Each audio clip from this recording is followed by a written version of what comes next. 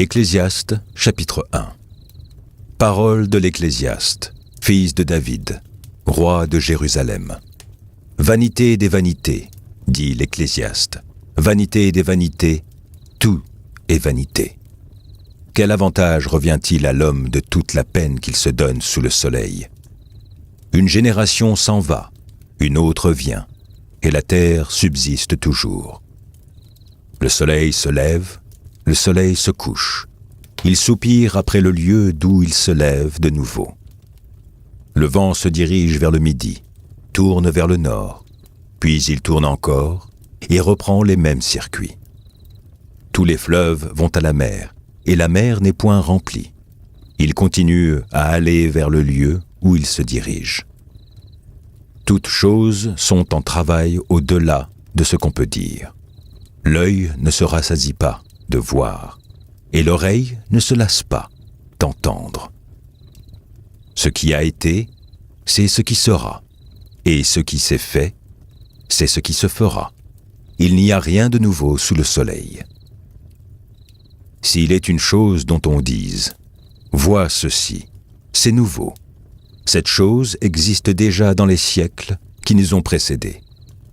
On ne se souvient pas de ce qui est ancien, et ce qui arrivera dans la suite ne laissera pas de souvenir chez ceux qui vivront plus tard. Moi, l'Ecclésiaste, j'ai été roi d'Israël à Jérusalem. J'ai appliqué mon cœur à rechercher et à sonder par la sagesse tout ce qui se fait sous les cieux.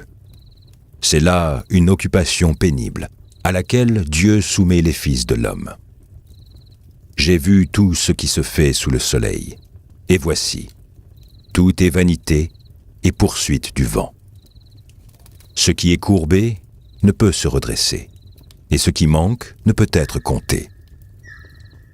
J'ai dit en mon cœur, voici, j'ai grandi et surpassé en sagesse tous ceux qui ont dominé avant moi sur Jérusalem, et mon cœur a vu beaucoup de sagesse et de science. J'ai appliqué mon cœur à connaître la sagesse, et à connaître la sottise et la folie. J'ai compris que cela aussi, c'est la poursuite du vent. Car avec beaucoup de sagesse, on a beaucoup de chagrin, et celui qui augmente sa science, augmente sa douleur. Psaume 121. Je lève mes yeux vers les montagnes. D'où me viendra le secours? Le secours me vient de l'Éternel, qui a fait les cieux et la terre. Il ne permettra point que ton pied chancelle.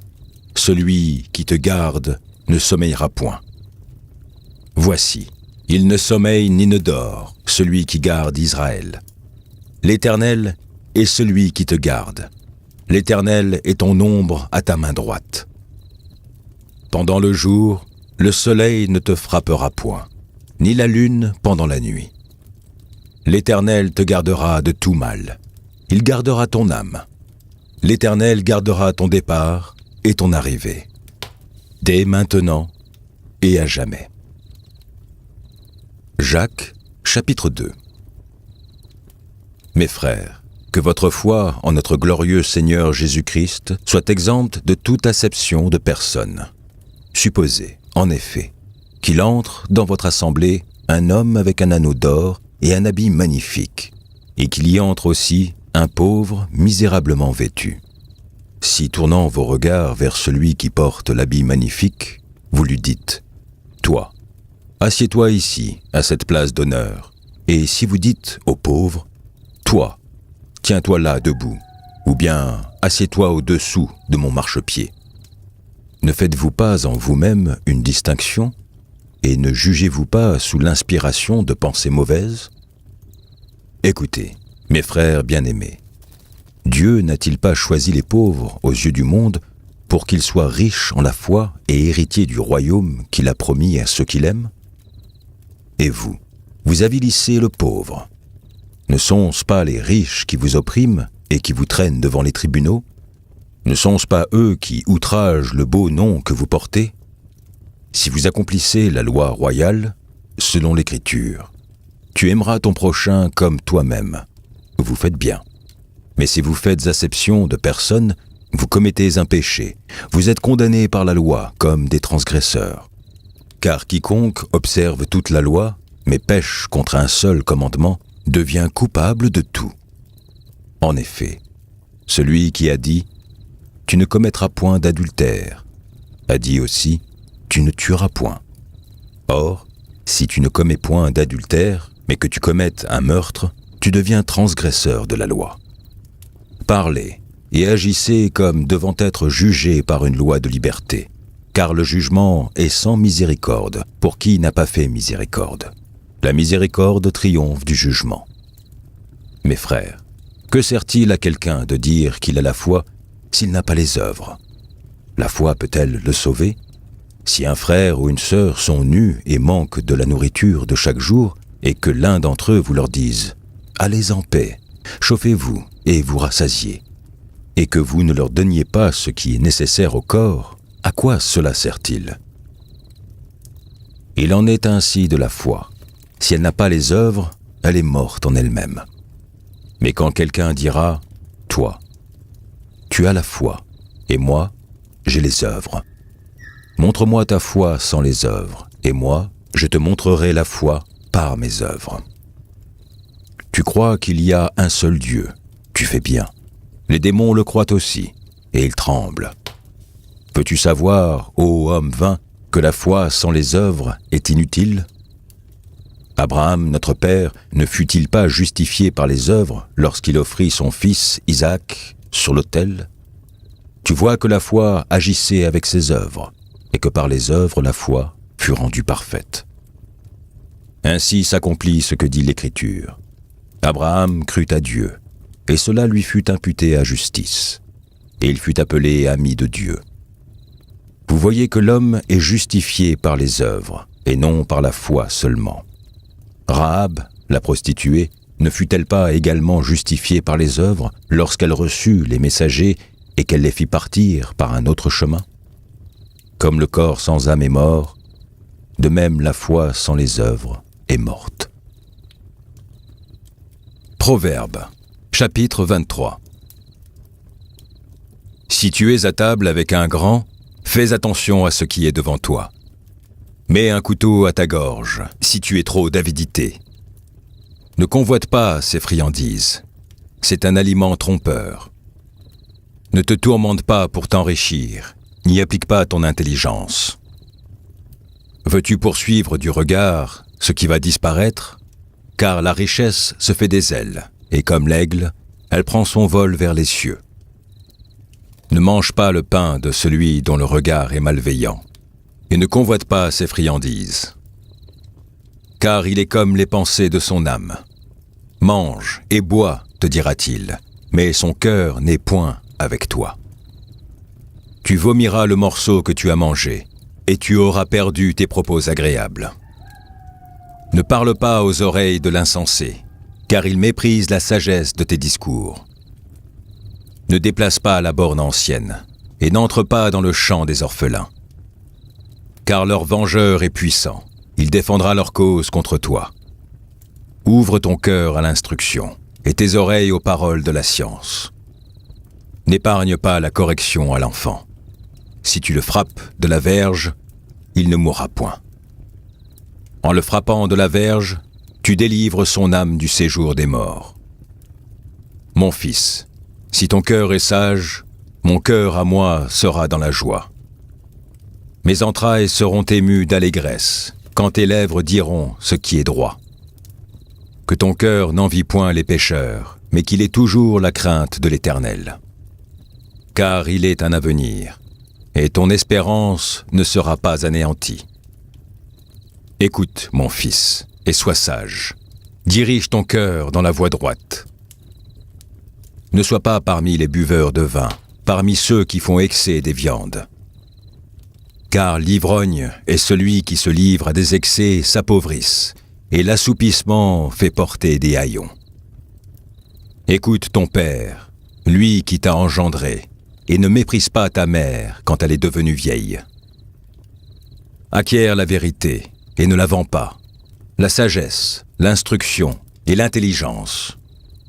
Le père du juste est dans l'allégresse, celui qui donne naissance à un sage aura de la joie. Que ton père et ta mère se réjouissent. Que celle qui t'a enfanté soit dans l'allégresse. Mon fils, donne-moi ton cœur, et que tes yeux se plaisent dans mes voies. Car la prostituée est une fosse profonde, et l'étrangère un puits étroit. Elle dresse des embûches comme un brigand, et elle augmente parmi les hommes le nombre des perfides. Pour qui il est ah, pour qui il est hélas, pour qui il est dispute, pour qui il est plainte, pour qui il est blessure sans raison, pour qui les yeux rouges, pour ceux qui s'attardent auprès du vin, pour ceux qui vont déguster du vin mêlé. Ne regarde pas le vin qui paraît d'un beau rouge, qui fait des perles dans la coupe et qui coule aisément. Il finit par mordre comme un serpent et par piquer comme un basilic. Tes yeux se porteront sur des étrangères et ton cœur parlera d'une manière perverse. Tu seras comme un homme couché au milieu de la mer, comme un homme couché sur le sommet d'un mât. On m'a frappé. Je n'ai point mal. On m'a battu. Je ne sens rien. Quand me réveillerai-je? J'en veux encore. Proverbe, chapitre 24. Ne porte pas envie aux hommes méchants, et ne désire pas être avec eux, car leur cœur médite la ruine, et leurs lèvres parlent d'iniquité. C'est par la sagesse qu'une maison s'élève, et par l'intelligence qu'elle s'affermit. C'est par la science que les chambres se remplissent, de tous les biens précieux et agréables. Un homme sage est plein de force, et celui qui a de la science affermit sa vigueur. Car tu feras la guerre avec prudence, et le salut est dans le grand nombre des conseillers. La sagesse est trop élevée pour l'insensé. Il n'ouvrira pas la bouche à la porte. Celui qui mérite de faire le mal s'appelle un homme plein de malice. La pensée de la folie n'est que péché, et le moqueur est en abomination parmi les hommes. Si tu faiblis au jour de la détresse, ta force n'est que détresse. Délivre ceux qu'on traîne à la mort, ceux qu'on va égorger, sauve-les. Si tu dis « Ah, nous ne savions pas », celui qui pèse les cœurs ne le voit-il pas? Celui qui veille sur ton âme ne le connaît-il pas? Et ne rendra-t-il pas à chacun selon ses œuvres? Mon fils, mange du miel, car il est bon. Un rayon de miel sera doux à ton palais. De même, connais la sagesse pour ton âme. Si tu la trouves, il est à venir, et ton espérance ne sera pas anéantie. Ne tends pas méchamment des embûches à la demeure du juste, et ne dévaste pas le lieu où il repose. Car cette fois, le juste tombe, et il se relève, mais les méchants sont précipités dans le malheur. Ne te réjouis pas de la chute de ton ennemi, et que ton cœur ne soit pas dans l'allégresse quand il chancelle. De peur que l'Éternel ne le voie, que cela ne lui déplaise, et qu'il ne détourne de lui sa colère. Ne t'irrite pas à cause de ceux qui font le mal, ne porte pas envie aux méchants. Car il n'y a point d'avenir pour celui qui fait le mal, la lampe des méchants s'éteint. Mon fils, crains l'Éternel et le roi, ne te mêle pas avec les hommes remuants. Car soudain leur ruine surgira, et qui connaît les châtiments des uns et des autres? Voici encore ce qui vient des sages. Il n'est pas bon, dans les jugements, d'avoir égard aux personnes. Celui qui dit aux méchants « Tu es juste », les peuples le maudissent, les nations le maudissent. Mais ceux qui le châtient s'en trouvent bien, et le bonheur vient sur eux comme une bénédiction. Il baise les lèvres, celui qui répond des paroles justes. Soigne tes affaires au dehors, mets ton champ en état, puis tu bâtiras ta maison. Ne témoigne pas à la légère contre ton prochain. Voudrais-tu tromper par tes lèvres? Ne dis pas « Je lui ferai comme il m'a fait, je rendrai à chacun selon ses œuvres. » J'ai passé près du champ d'un paresseux, et près de la vigne d'un homme dépourvu de sens. Et voici, Les épines y croissaient partout. Les ronces en couvraient la face et le mur de pierre était écroulé. J'ai regardé attentivement et j'ai tiré instruction de ce que j'ai vu. Un peu de sommeil, un peu d'assoupissement, un peu croiser les mains pour dormir. Et la pauvreté te surprendra, comme un rôdeur, et la disette, comme un homme en armes. Psaume 136. Louez l'Éternel, car il est bon, car sa miséricorde dure à toujours. Louez le Dieu des dieux, car sa miséricorde dure à toujours. Louez le Seigneur des seigneurs, car sa miséricorde dure à toujours. Celui qui seul fait de grands prodiges, car sa miséricorde dure à toujours. Celui qui a fait les cieux avec intelligence, car sa miséricorde dure à toujours. Celui qui a étendu la terre sur les eaux, car sa miséricorde dure à toujours. Celui qui a fait les grands luminaires, car sa miséricorde dure à toujours. Le soleil pour présider au jour, car sa miséricorde dure à toujours. La lune et les étoiles pour présider à la nuit, car sa miséricorde dure à toujours. Celui qui frappa les Égyptiens dans leur premier-né, car sa miséricorde dure à toujours. Et fit sortir Israël du milieu d'eux, car sa miséricorde dure à toujours. À main forte et à bras étendus, car sa miséricorde dure à toujours. Celui qui coupa en deux la mer Rouge, car sa miséricorde dure à toujours. Qui fit passer Israël au milieu d'elle, car sa miséricorde dure à toujours. Et précipita Pharaon et son armée dans la mer Rouge, car sa miséricorde dure à toujours. Celui qui conduisit son peuple dans le désert, car sa miséricorde dure à toujours. Celui qui frappa de grands rois, car sa miséricorde dure à toujours. Qui tua des rois puissants, car sa miséricorde dure à toujours. Sion, roi des Amoréens, car sa miséricorde dure à toujours. Et Og, roi de Basan, car sa miséricorde dure à toujours. Et donna leur pays en héritage, car sa miséricorde dure à toujours. En héritage à Israël, son serviteur, car sa miséricorde dure à toujours. Celui qui soutient de nous quand nous étions humiliés, car sa miséricorde dure à toujours. Et nous délivrera de nos oppresseurs, car sa miséricorde dure à toujours. Celui qui donne la nourriture à toute chair, car sa miséricorde dure à toujours. Louez le Dieu des cieux, car sa miséricorde dure à toujours. Cantique des Cantiques, chapitre 1. Qu'il me baise des baisers de sa bouche, car ton amour vaut mieux que le vin. Tes parfums ont une odeur suave. Ton nom est un parfum qui se répand.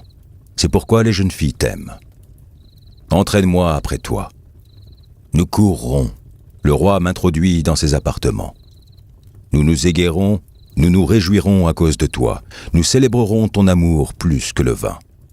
C'est avec raison que l'on t'aime. Je suis noire, mais je suis belle, fille de Jérusalem, comme les tentes de Kédar, comme les pavillons de Salomon. Ne prenez pas garde à mon teint noir, c'est le soleil qui m'a brûlé. Les fils de ma mère se sont irrités contre moi. Ils m'ont faite gardienne des vignes. Ma vigne, à moi, je ne l'ai pas gardée. Dis-moi, ô toi que mon cœur aime, où tu fais paître tes brebis, où tu les fais reposer à midi. Car pourquoi serais-je comme une égarée près des troupeaux de tes compagnons? Si tu ne le sais pas, ô la plus belle des femmes, sors sur les traces des brebis et fais paître tes chevreaux près des demeures des bergers. À ma jument qu'on attelle au char de Pharaon, je te compare, ô mon ami. Tes joues sont belles au milieu des colliers, ton cou est beau au milieu des rangées de perles. Nous te ferons des colliers d'or avec des points d'argent. Tandis que le roi est dans son entourage, mon art exhale son parfum. Mon bien-aimé est pour moi un bouquet de myrrhe qui repose entre mes seins. Mon bien-aimé est pour moi une grappe de Troène des vignes d'Enguédi. Que tu es belle, mon ami, que tu es belle. Tes yeux sont des colombes. Que tu es beau, mon bien-aimé, que tu es aimable. Notre lit, c'est la verdure. Les solives de nos maisons sont des cèdres. Nos lambris sont des cyprès. Éternel, tu me sondes et tu me connais. Tu sais quand je m'assieds et quand je me lève. Tu pénètres de loin ma pensée. Tu sais quand je marche et quand je me couche. Et tu pénètres toutes mes voies. Car la parole n'est pas sur ma langue que déjà, ô Éternel, tu la connais entièrement. Tu m'entoures par derrière et par devant, et tu mets ta main sur moi. Une science aussi merveilleuse est au-dessus de ma portée. Elle est trop élevée pour que je puisse la saisir. Où irai-je loin de ton esprit? Et où fuirai-je loin de ta face? Si je monte aux cieux, tu y es. Si je me couche au séjour des morts, t'y voilà.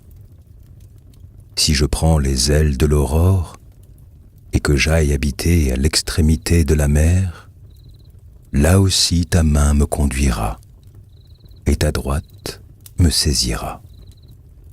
Si je dis, au moins les ténèbres me couvriront, la nuit devient lumière autour de moi. Même les ténèbres ne sont pas obscures pour toi. La nuit brille comme le jour, et les ténèbres comme la lumière. C'est toi qui as formé mes reins, qui m'as tissé dans le sein de ma mère. Je te loue de ce que je suis une créature si merveilleuse. Tes œuvres sont admirables, et mon âme le reconnaît bien. Mon corps n'était point caché devant toi, lorsque j'ai été fait dans un lieu secret, tissé dans les profondeurs de la terre. Quand je n'étais qu'une masse informe, tes yeux me voyaient, et sur ton livre étaient tous inscrits les jours qui m'étaient destinés, avant qu'aucun d'eux existât. Que tes pensées, ô Dieu, me semblent impénétrables, que le nombre en est grand. Si je les compte, elles sont plus nombreuses que les grains de sable. Je m'éveille et je suis encore avec toi. Ô Dieu, puisses-tu faire mourir le méchant. Homme de sang, éloignez-vous de moi. Ils parlent de toi d'une manière criminelle. Ils prennent ton nom pour mentir, eux, tes ennemis. Éternel, n'aurais-je pas de la haine pour ceux qui te haïssent, du dégoût pour ceux qui s'élèvent contre toi? Je les hais d'une parfaite haine. Ils sont pour moi des ennemis. Sonde-moi, ô Dieu, et connais mon cœur. Éprouve-moi et connais mes pensées. Regarde si je suis sur une mauvaise voie et conduis-moi sur la voie de l'éternité. Éternel, je t'invoque. Viens en hâte auprès de moi. Prête l'oreille à ma voix quand je t'invoque. Que ma prière soit devant ta face comme l'encens et l'élévation de mes mains comme l'offrande du soir. Éternel, mets une garde à ma bouche, veille sur la porte de mes lèvres. N'entraîne pas mon cœur à des choses mauvaises, à des actions coupables avec les hommes qui font le mal, et que je ne prenne aucune part à leur festin. Que le juste me frappe, c'est une faveur. Qu'il me châtie, c'est de l'huile sur ma tête. Ma tête ne se détournera pas, mais de nouveau ma prière s'élèvera contre leur méchanceté. que leur juge soit précipité le long des rochers, et l'on écoutera mes paroles, car elles sont agréables. Comme quand on laboure et qu'on fend la terre, ainsi nos os sont dispersés à l'entrée du séjour des morts. C'est vers toi, Éternel Seigneur, que se tournent mes yeux. C'est auprès de toi que je cherche un refuge. N'abandonne pas mon âme. Garantis-moi du piège qu'ils me tendent et des embûches de ceux qui font le mal. Que les méchants tombent dans leur filet et que je m'échappe en même temps. De ma voix, je crie à l'Éternel. De ma voix, j'implore l'Éternel. Je répands ma plainte devant lui. Je lui raconte ma détresse. Quand mon esprit est abattu au-dedans de moi, toi, tu connais mon sentier. Sur la route où je marche, ils m'ont tendu un piège. Jette les yeux à droite et regarde. Personne ne me reconnaît. Tout refuge est perdu pour moi. Nul ne prend souci de mon âme. Éternel, c'est à toi que je crie. Je dis, tu es mon refuge, mon partage sur la terre des vivants. Sois attentif à mes cris, car je suis bien malheureux. Délivre-moi de ceux qui me poursuivent, car ils sont plus forts que moi. Tire mon âme de sa prison, afin que je célèbre ton nom. Les justes viendront m'entourer quand tu m'auras fait du bien. Matthieu, chapitre 18. En ce moment, les disciples s'approchèrent de Jésus et dirent : « Qui donc est le plus grand dans le royaume des cieux ? » Jésus, ayant appelé un petit enfant, le plaça au milieu d'eux et dit : « Je vous le dis en vérité, si vous ne vous convertissez et si vous ne devenez comme les petits enfants, vous n'entrerez pas dans le royaume des cieux. C'est pourquoi quiconque se rendra humble comme ce petit enfant sera le plus grand dans le royaume des cieux. Et quiconque reçoit en mon nom un petit enfant comme celui-ci me reçoit moi-même. Mais si quelqu'un scandalisait un de ces petits qui croient en moi, il vaudrait mieux pour lui qu'on suspendît à son cou une meule de moulin et qu'on le jetât au fond de la mer. Malheur au monde à cause des scandales, car il est nécessaire qu'il arrive des scandales, mais malheur à l'homme par qui le scandale arrive. Si ta main ou ton pied est pour toi une occasion de chute, coupe-les et jette-les loin de toi. Mieux vaut pour toi entrer dans la vie boiteux ou manchot que d'avoir 2 pieds ou 2 mains et d'être jeté dans le feu éternel. Et si ton œil est pour toi une occasion de chute, arrache-le et jette-le loin de toi. Mieux vaut pour toi entrer dans la vie n'ayant qu'un œil que d'avoir 2 yeux et d'être jeté dans le feu de la géhenne. Gardez-vous de mépriser un seul de ces petits, car je vous dis que leurs anges dans les cieux voient continuellement la face de mon Père qui est dans les cieux. Car le Fils de l'homme est venu sauver ce qui était perdu. Que vous en semble ? Si un homme a 100 brebis et que l'une d'elles s'égare, ne laisse-t-il pas les 99 autres sur les montagnes pour aller chercher celle qui s'est égarée ? Et s'il la trouve, je vous le dis en vérité, elle lui cause plus de joie que les 99 qui ne se sont pas égarés. De même, ce n'est pas la volonté de votre Père qui est dans les cieux qu'il se perde un seul de ses petits.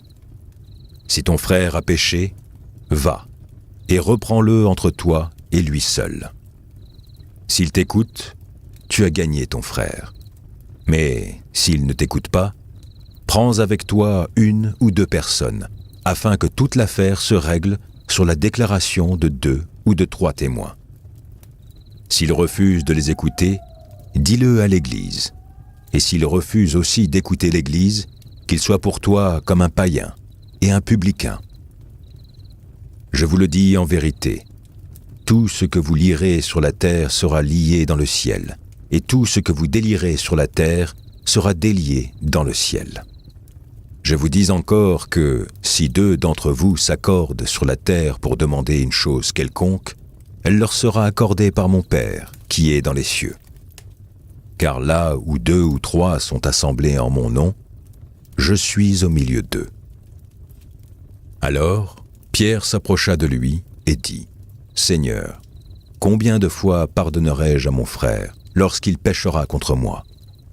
Sera-ce jusqu'à 7 fois ?» Jésus lui dit, « Je ne te dis pas jusqu'à 7 fois, mais jusqu'à 70 fois 7 fois. » C'est pourquoi le royaume des cieux est semblable à un roi qui voulut faire rendre compte à ses serviteurs. Quand il se mit à compter, on lui en amena un qui devait 10 000 talents. Comme il n'avait pas de quoi payer, son maître ordonna qu'il fût vendu, lui, sa femme, ses enfants, et tout ce qu'il avait, et que la dette fût acquittée. Le serviteur, se jetant à terre, se prosterna devant lui et dit, « Seigneur, aie patience envers moi, et je te paierai tout. » Ému de compassion, le maître de ce serviteur le laissa aller et lui remit la dette. Après qu'il fut sorti, ce serviteur rencontra un de ses compagnons qui lui devait 100 deniers. Il le saisit et l'étranglait en disant « Paie ce que tu me dois. » Son compagnon, se jetant à terre, le suppliait, disant « Aie patience envers moi, et je te paierai. » Mais l'autre ne voulut pas, et il alla le jeter en prison, jusqu'à ce qu'il eût payé ce qu'il devait. Ses compagnons, ayant vu ce qui était arrivé, furent profondément attristés, et ils allèrent raconter à leur maître tout ce qui s'était passé. Alors le maître fit appeler ce serviteur, et lui dit « Méchant serviteur, je t'avais remis en entier ta dette, parce que tu m'en avais supplié. Ne devais-tu pas aussi avoir pitié de ton compagnon, comme j'ai eu pitié de toi ?» Et son maître, irrité, le livra au bourreau, jusqu'à ce qu'il eût payé tout ce qu'il devait.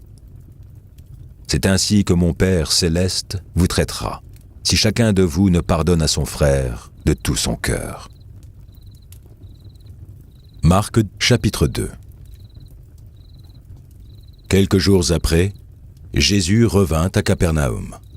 On apprit qu'il était à la maison, et il s'assembla un si grand nombre de personnes que l'espace devant la porte ne pouvait plus les contenir. Il leur annonçait la parole. Des gens vinrent à lui, amenant un paralytique porté par 4 hommes. Comme s'ils ne pouvaient l'aborder à cause de la foule, ils découvrirent le toit de la maison où il était, et ils descendirent par cette ouverture le lit sur lequel le paralytique était couché.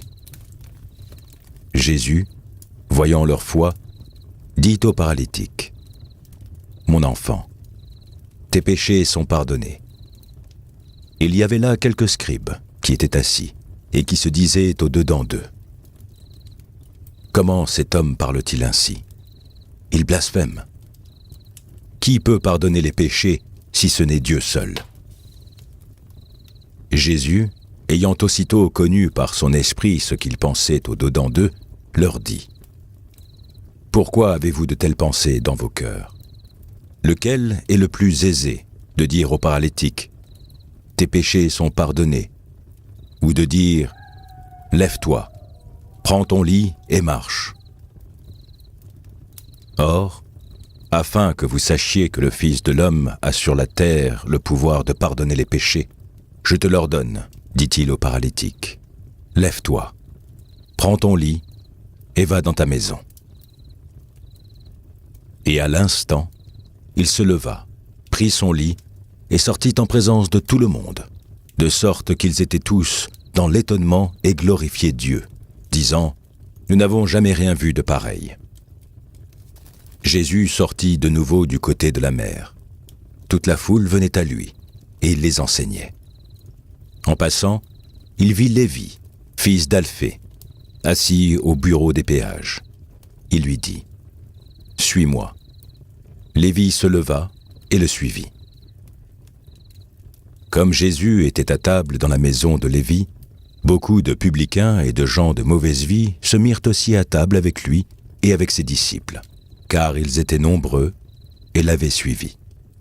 Les scribes et les pharisiens, le voyant manger avec les publicains et les gens de mauvaise vie, dirent à ses disciples, « Pourquoi mange-t-il et boit-il avec les publicains et les gens de mauvaise vie ?» Ce que Jésus, ayant entendu, il leur dit : « Ce ne sont pas ceux qui se portent bien qui ont besoin de médecins, mais les malades. Je ne suis pas venu appeler des justes, mais des pécheurs. » Les disciples de Jean et les pharisiens jeûnaient.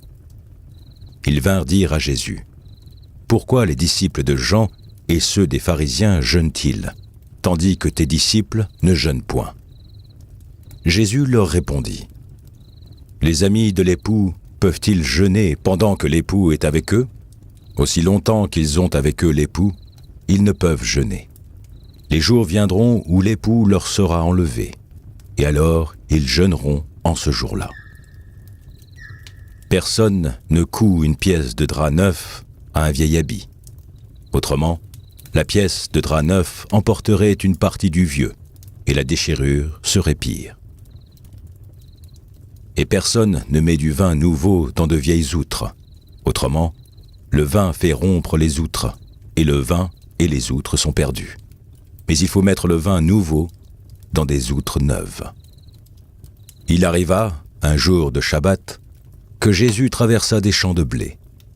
Ses disciples, chemin faisant, se mirent à arracher des épis. Les pharisiens lui dirent : « Voici, pourquoi font-ils ce qui n'est pas permis pendant le Shabbat ?» Jésus leur répondit : « N'avez-vous jamais lu ce que fit David lorsqu'il fut dans la nécessité et qu'il eut faim, lui et ceux qui étaient avec lui ?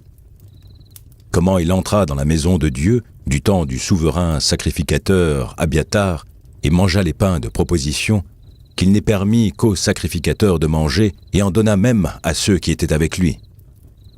Puis il leur dit : le Shabbat a été fait pour l'homme, et non l'homme pour le Shabbat. De sorte que le Fils de l'homme est maître même du Shabbat. » Matthieu, chapitre 3. En ce temps-là, parut Jean-Baptiste, prêchant dans le désert de Judée. Il disait : « Repentez-vous, car le royaume des cieux est proche. » Jean est celui qui avait été annoncé par Ésaïe, le prophète, lorsqu'il dit : « C'est ici la voix de celui qui crie dans le désert. Préparez le chemin du Seigneur, aplanissez ses sentiers. » Jean avait un vêtement de poil de chameau et une ceinture de cuir autour des reins. Il se nourrissait de sauterelles et de miel sauvage. Les habitants de Jérusalem, de toute la Judée et de tout le pays des environs du Jourdain se rendaient auprès de lui. Et confessant leurs péchés, ils se faisaient baptiser par lui dans le fleuve du Jourdain. Mais voyant venir à son baptême beaucoup de pharisiens et de sadducéens, il leur dit : « Race de vipères, qui vous a appris à fuir la colère à venir ? Produisez donc du fruit digne de la repentance, et ne prétendez pas dire en vous-même : nous avons Abraham pour père, car je vous déclare que de ces pierres-ci, Dieu peut susciter des enfants à Abraham. Déjà la cognée est mise à la racine des arbres. Tout arbre donc qui ne produit pas de bons fruits sera coupé et jeté au feu. Moi, je vous baptise d'eau, pour vous amener à la repentance. Mais celui qui vient après moi est plus puissant que moi, et je ne suis pas digne de porter ses souliers.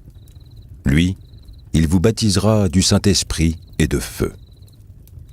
Il a son vanne à la main, il nettoiera son aire, et il amassera son blé dans le grenier, mais il brûlera la paille dans un feu qui ne s'éteint point. » Alors Jésus vint de la Galilée au Jourdain vers Jean, pour être baptisé par lui. Mais Jean s'y opposait, en disant : « C'est moi qui ai besoin d'être baptisé par toi, et tu viens à moi. » Jésus lui répondit : « Laisse faire maintenant, car il est convenable que nous accomplissions ainsi tout ce qui est juste. » Et Jean ne lui résista plus. Dès que Jésus eut été baptisé, il sortit de l'eau. Et voici, les cieux s'ouvrirent, et il vit l'Esprit de Dieu descendre comme une colombe et venir sur lui. Et voici, une voix fit entendre des cieux ces paroles : « Celui-ci est mon Fils bien-aimé, en qui j'ai mis toute mon affection. »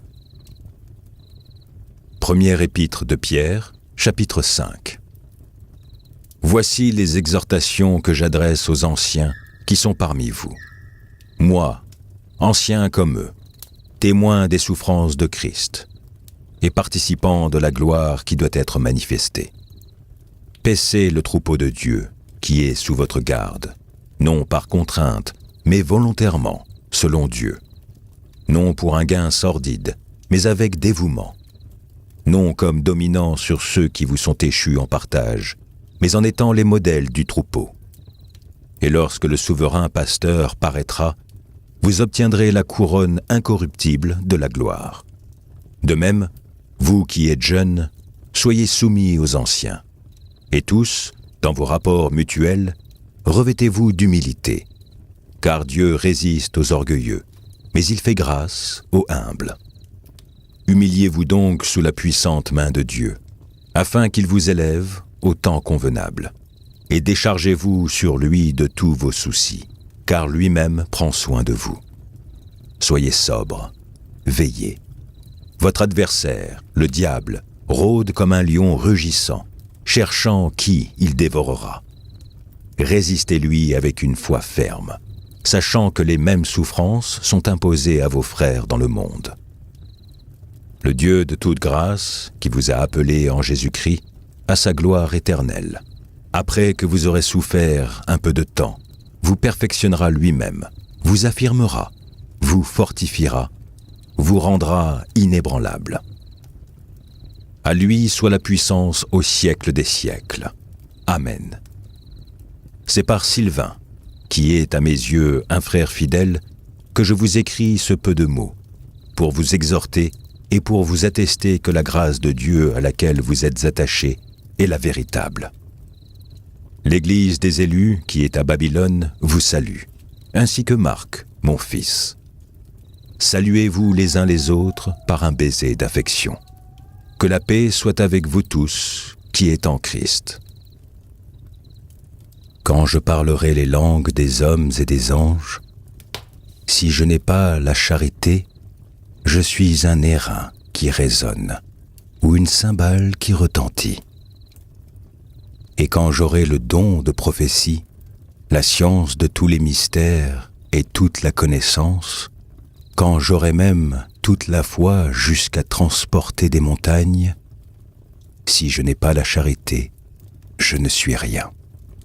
Et quand je distribuerai tous mes biens pour la nourriture des pauvres, quand je livrerai mon corps pour être brûlé, si je n'ai pas la charité, cela ne me sert de rien. La charité est patiente, elle est pleine de bonté. La charité n'est point envieuse, la charité ne se vante point, elle ne s'enfle point d'orgueil. Elle ne fait rien de malhonnête, elle ne cherche point son intérêt, elle ne s'irrite point, elle ne soupçonne point le mal. Elle ne se réjouit point de l'injustice, mais elle se réjouit de la vérité. Elle excuse tout, elle croit tout, elle espère tout, elle supporte tout. La charité ne périt jamais. Les prophéties prendront fin, les langues cesseront, la connaissance disparaîtra. Car nous connaissons en partie, et nous prophétisons en partie. Mais quand ce qui est parfait sera venu, ce qui est partiel disparaîtra. Lorsque j'étais enfant, je parlais comme un enfant, je pensais comme un enfant, je raisonnais comme un enfant. Lorsque je suis devenu homme, j'ai fait disparaître ce qui était de l'enfant. Aujourd'hui, nous voyons au moyen d'un miroir, d'une manière obscure, mais alors nous verrons face à face. Aujourd'hui, je connais en partie, mais alors je connaîtrai comme j'ai été connu. Maintenant donc, ces trois choses demeurent: la foi, l'espérance, la charité. Mais la plus grande de ces choses, c'est la charité. Jean, chapitre 3. Mais il y eut un homme d'entre les pharisiens, nommé Nicodème, un chef des Juifs, qui vint, lui, auprès de Jésus, de nuit, et lui dit : « Rabbi, nous savons que tu es un docteur venu de Dieu, car personne ne peut faire ces miracles que tu fais, si Dieu n'est avec lui. » Jésus lui répondit : « en vérité, je te le dis, si un homme ne naît de nouveau, il ne peut voir le royaume de Dieu. » Nicodème lui dit : « Comment un homme peut-il naître quand il est vieux ?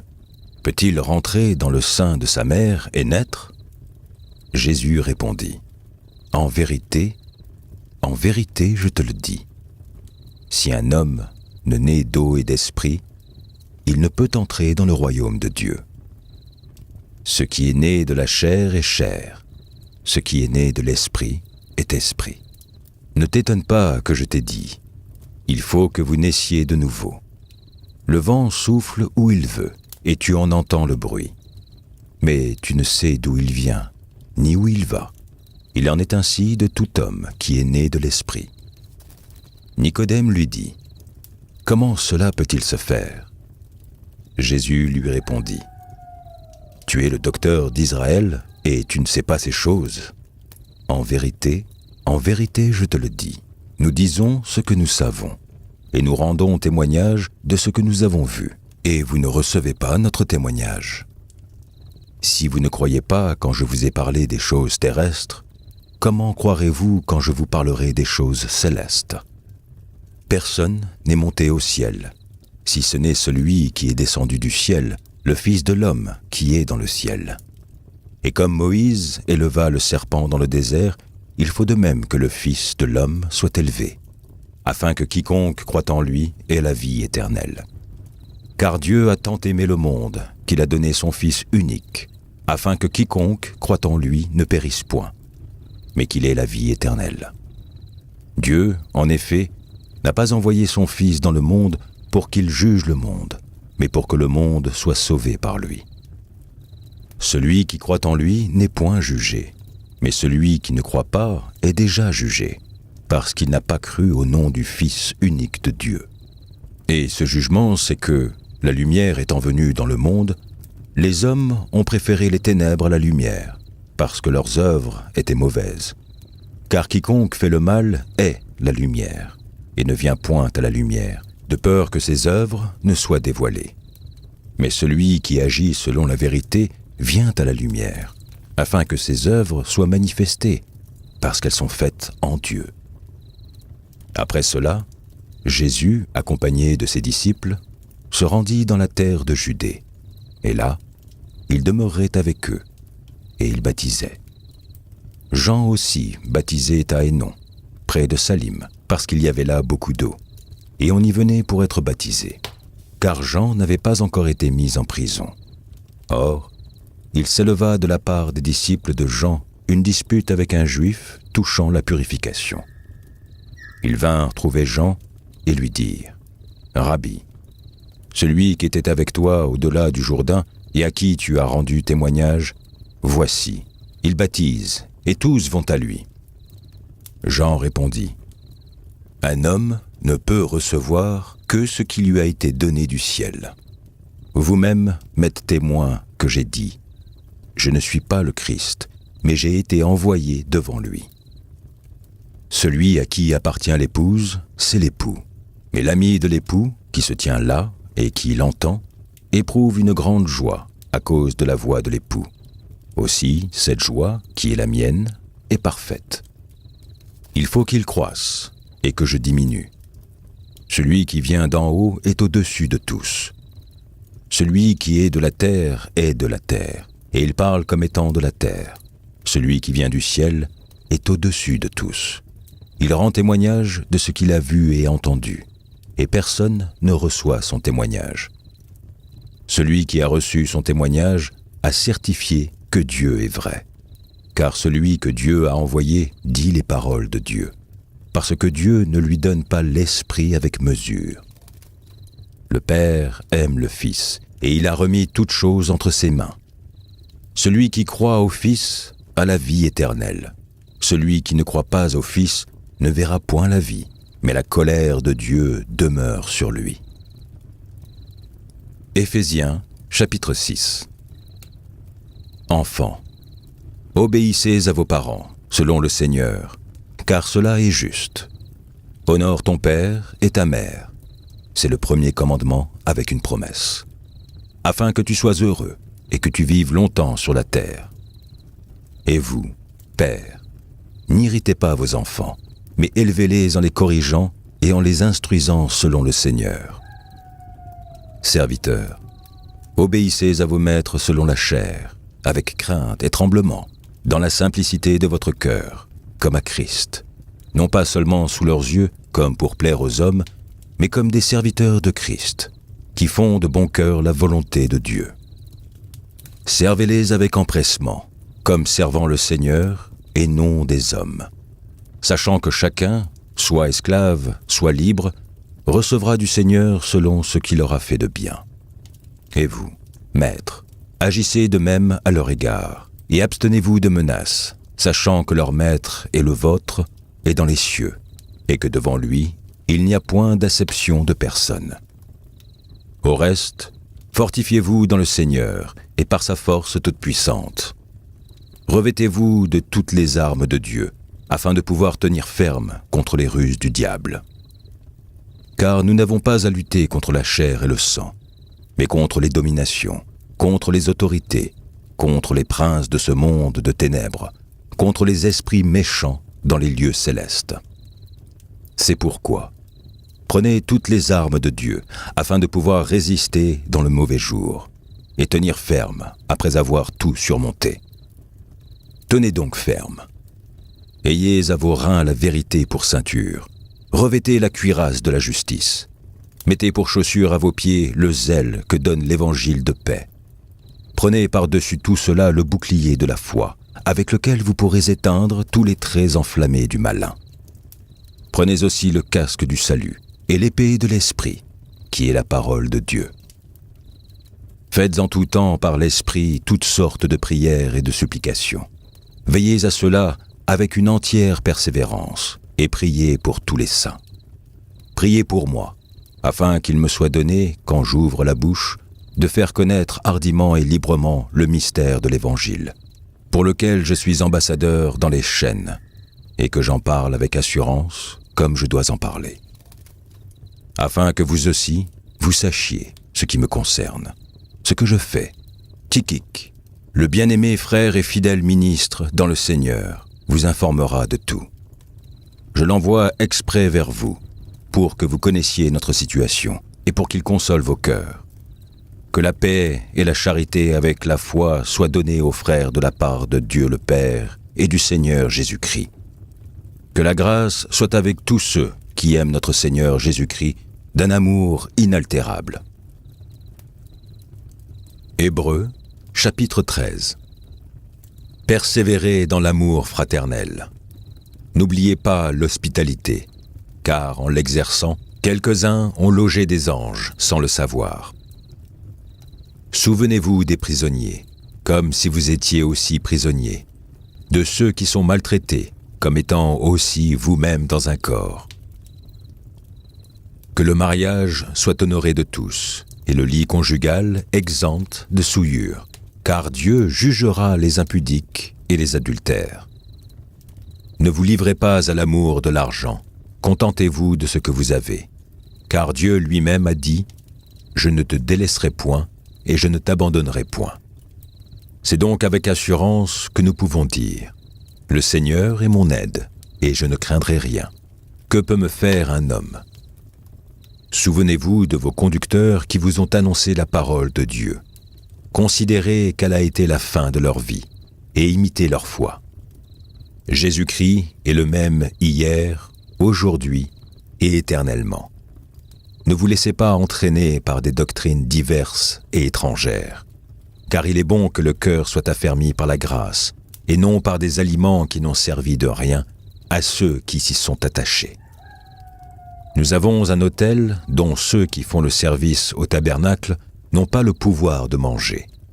Le corps des animaux, dont le sang est porté dans le sanctuaire par le souverain sacrificateur pour le péché, sont brûlés hors du camp. C'est pour cela que Jésus aussi, afin de sanctifier le peuple par son propre sang, a souffert hors de la porte, Sortons donc pour aller à lui, hors du camp, en portant son opprobre. Car nous n'avons point ici-bas de cité permanente, mais nous cherchons celle qui est à venir. Par lui, offrons sans cesse à Dieu un sacrifice de louange, c'est-à-dire le fruit de lèvres qui confessent son nom. Et n'oubliez pas la bienfaisance et la libéralité, car c'est à de tels sacrifices que Dieu prend plaisir. Obéissez à vos conducteurs, et ayez pour eux de la déférence, car ils veillent sur vos âmes comme devant en rendre compte.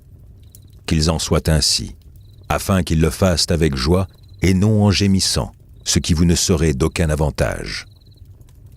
Priez pour nous, car nous croyons avoir une bonne conscience, voulant en toute chose nous bien conduire. C'est avec instance que je vous demande de le faire, afin que je vous sois rendu plus tôt. Que le Dieu de paix, qui a ramené d'entre les morts le grand pasteur des brebis, par le sang d'une alliance éternelle, notre Seigneur Jésus, vous rende capable de toute bonne œuvre pour l'accomplissement de sa volonté, et fasse en vous ce qui lui est agréable, par Jésus-Christ, auquel soit la gloire au siècle des siècles. Amen. Je vous prie, frères, de supporter ces paroles d'exhortation, car je vous ai écrit brièvement.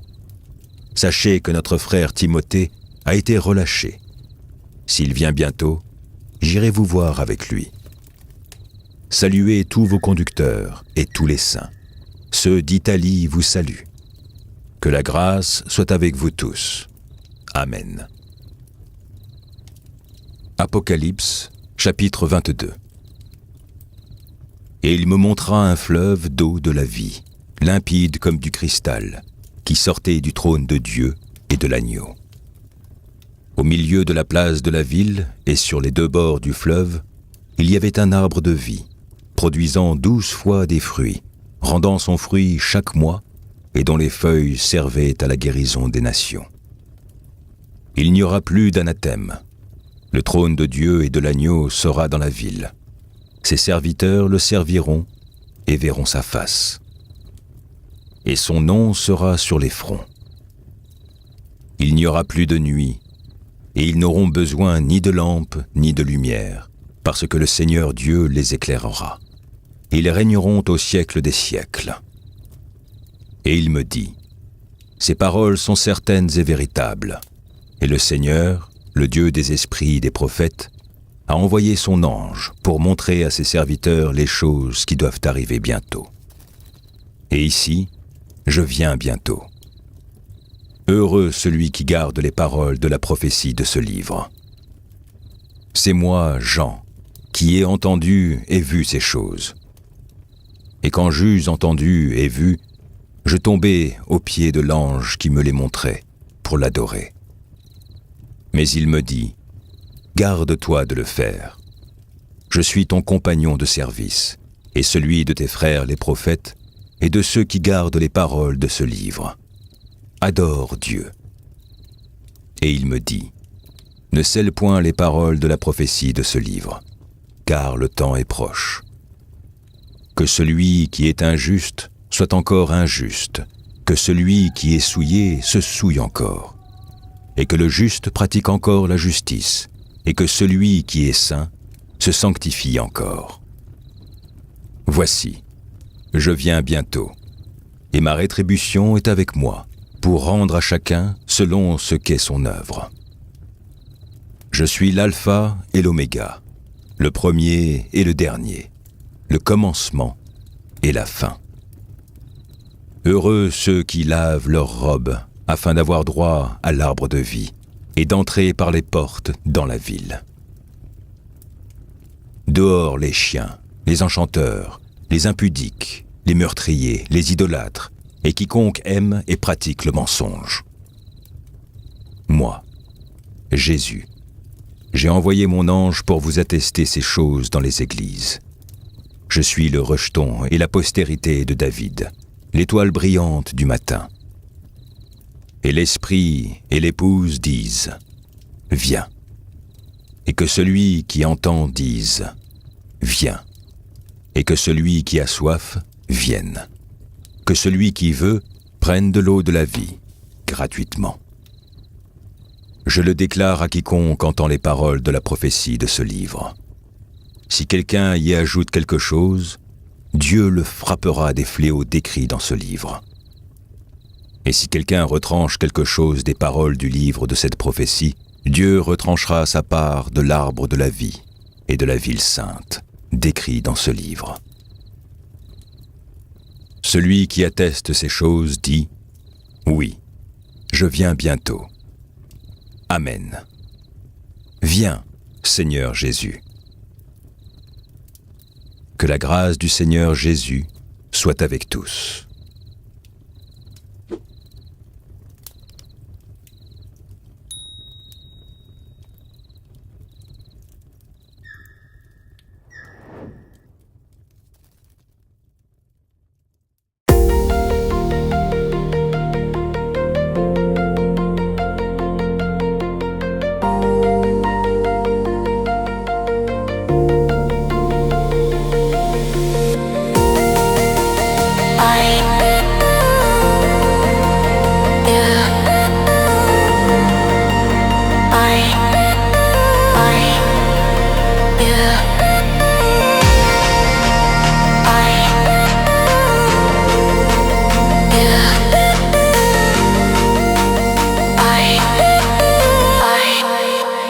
Yeah.